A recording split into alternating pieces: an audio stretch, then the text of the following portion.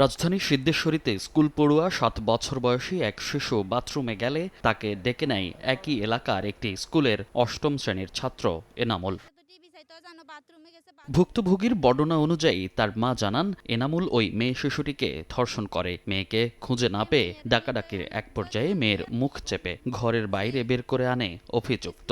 ঘরের সাইডে গা কাপে ধরাই কই কিছে তোর গা কাপে কিনলে হরে এনামুলের কই তুই আনাইয়ারে কিচ্ছু ঘরে নি মাইয়ারে স্যাক করি এনামুলের কাছে আবার আইছি আই কই তুই জানোস থাকেন তুই আনমাইয়ের লগে নেগিং কইছ তোর বয়স আর আনমাইয়ের বয়সে সমান নি। তিনি জানান, এই ঘটনার পর অভিযুক্তের মা এবং আত্মীয় স্বজনরা তাকে বিষয়টি ধামা চাপা দেওয়ার বিষয়ে চাপ দেন। কারেরে কইনো ডরে কইছে জামাই হইল আর মারিয়া লেবো ফিটবো এটা করবো আর মারিয়া লেবান মাইয়ারও মারিয়া লেবে এগিং কইছে জামাই হইলে এই কথা লাই কারো গরু হুনাই নয় নিজে কান্দা নিজে কাঁদছি মাইয়ারে লই কোলো করি। ভুক্তভোগীর বাবা ঘটনাস্থলে এসে পুরো বিষয়টি জানার পর পুলিশে খবর দেন। অভিযুক্ত এনামুলকে আটক করে থানায় নেয় পুলিশ।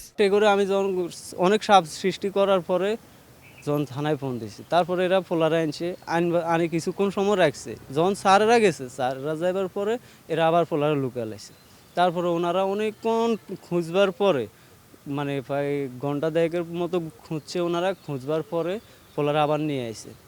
আয়না তুই স্যারের হাতে দিছে আর স্যারেরা পোলারে এনে নিয়ে ওই মুখ সেবাতে ধরছে, মুখের মধ্যে দাগ পড়ে গেছে, মুখটা ফুলে গেছে মেয়ের, এগুলো দাগ আছে। স্যারেরা দেখছে, সবাই দেখছে ওই জায়গায়। তো আবার মুখ সেবা ধরে ঘর থেকে বাইর করে দিছে। কিছুদিন আগে রাফিজা নামের আমার মেয়ের বয়সী একটা মেয়ে ধর্ষিত হয়েছে, ওরে মেরে ফেলেছে।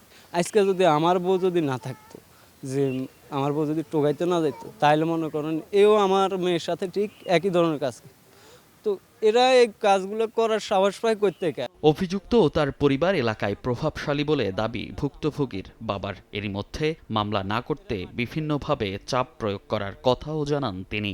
হেগো একজন সৈনিক আছে, এই জহিরের ছেলে, আসামের মামাতো ভাই, এই সেনাবাহিনীর সৈনিক জাহিদ হোসেন।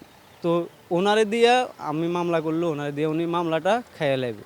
এ বিষয়ে আনুষ্ঠানিক বক্তব্য না দিলেও পুলিশের পক্ষ থেকে জানানো হয়েছে, মামলা প্রক্রিয়াধীন। সব নিয়ম মেনে ভুক্তভোগীকে মেডিকেল পরীক্ষার জন্য পাঠানো হবে হাসপাতালে। মনির হোসাইন, সময় সংবাদ, ঢাকা।